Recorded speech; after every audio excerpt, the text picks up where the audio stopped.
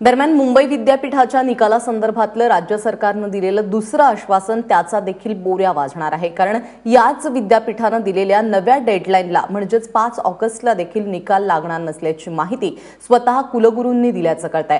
आज युवा सेनेच्या पदाधिकाऱ्यांनी मुंबई विद्यापीठाचे कुलगुरू संजय देशमुख यांची भेट घेतली आणि यावेळी कुलगुरूंनी नवी डेडलाईन हुकणार असल्याची माहिती दिल्याचं युवा सेनेच्या पदाधिकाऱ्यांनी सांगितलेलं आहे। उद्या संध्याकाळी 5 वाजता कुलगुरू पत्रकार परिषद घेऊन या संदर्भातली माहिती माध्यमांना देतील असं देखील कळतंय। 31 जुलै ही राज्यपालांना त्यांनी डेडलाईन दिली होती, परंतु त्या वेळेत निकाल जाहीर झाले नाहीत। हा राज्यपालांचा अपमान आहे मोठा। त्याच्यानंतर काल कुलसचिवांनी 5 ऑगस्ट अशी जाहीर केली, परंतु आज जेव्हा आम्ही त्यांना जाब विचारला तेव्हा त्यांनी स्पष्टपणे असं म्हटलं की 15 ऑगस्टच्या आधी निकाल सर्व लागू शकत नाही, कारण लॉचे त्यांच्याकडे पुरेसे शिक्षक नाहीये तपासायला। त्याच्यामुळे ते इतर विद्यापीठाकडे किंवा कॉलेजेसकडे त्याची सहायता मागतायत। परंतु हा सगळा भोंगळ कारभार पुन्हा एकदा करतायत आणि आज लहान मुलांचा खेळ सुरू असं वाटतं, कारण कुलसचिव एक सांगतात, कुलगुरू एक सांगतात।